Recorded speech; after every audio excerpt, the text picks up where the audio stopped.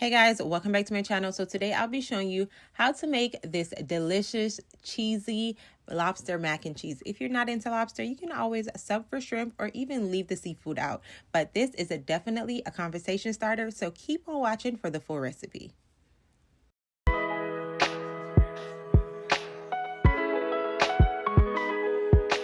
So first you want to start off by shredding your cheese. I use 3 different types: mozzarella, LaCroix, and Colby Jack. LaCroix is like Gruyère, so you can always sub that for Gruyère.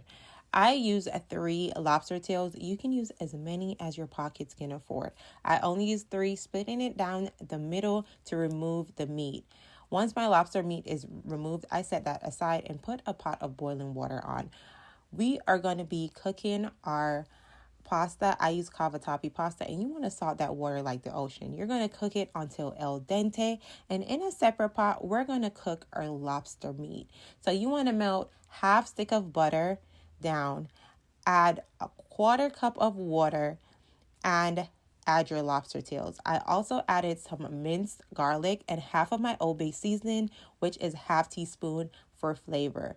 So you want to cook your lobster tail for like 1 to 2 minutes. You don't want to cook it fully through because we're going to be adding this to our mac and cheese. So once it's cooked, you want to remove the lobster tail from the butter because we're going to be using this butter in our mac and cheese for flavor.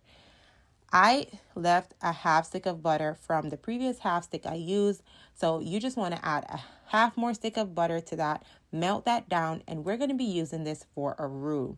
So I added my flour in increments, stirring, because if you know, a roux doesn't have lumps, and if you add all your flour at once, it will create lumps or cause lumps to form. So you want to add it in increments, stirring as you add until that roux builds up. So once your roux is built, you're going to cook it for like 1 to 2 minutes to get that flour flavor out. So once that's cooked, we're going to add our evaporated milk.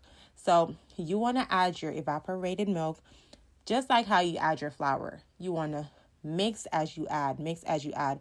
As you can see, if you put everything in it, it's getting clumpy. So you want to keep stirring while you add.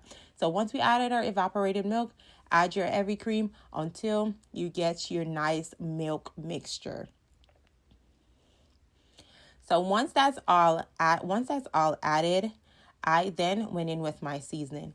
I added my seasoning to give my mac and cheese flavor. I season my mac and cheese. If you don't, you're missing out. Season your mac and cheese. So add your seasoning, mix that with a whisk, and let that come to a nice simmer. Remove it from the stove because we are going to be adding our cheese. We don't want our cheese to burn. So once you have your seasonings in your roux mixture, remove the pot from the stove. Then go in with your cheese. I added my cheese a little at a time, and then I mixed, getting it as cheesy as I wanted it.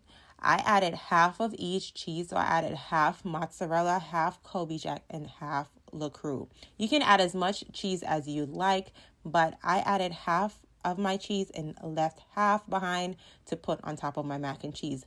Look how cheesy my mixture is. I did not want any more cheese. My mixture was definitely like cheesy. Look at that stretch.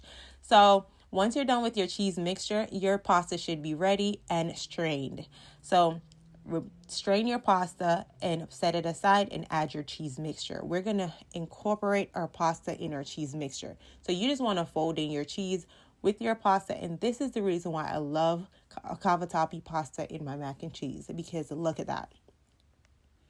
Look how the cheese coats it and gets in all those little corners and swirls.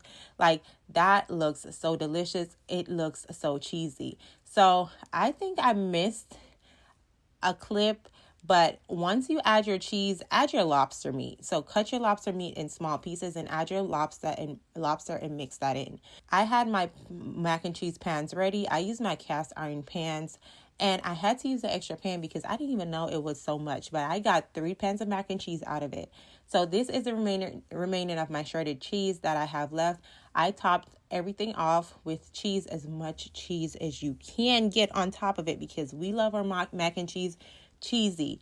After our mac and cheese comes out of the oven, what we look for is that stretch. So pat pack your mac and cheese with cheese on top.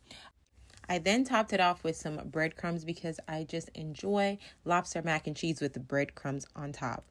I don't know, maybe I'm different, but let me know if you enjoy it with breadcrumbs. I then popped it in a 350-degree oven for 25 to 30 minutes. And when I tell you the results, honey, the results, oh my God, this mac and cheese was so cheesy, creamy, and delicious. You guys have to try. I am not exaggerating, but this mac and cheese was one of the best mac and cheese I've ever ate.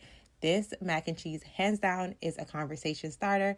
And thank you guys so much for watching. And don't forget to try it. And if you're new here, don't forget to like, comment, and subscribe. And I will see you in my next video. Thank you guys so much for watching.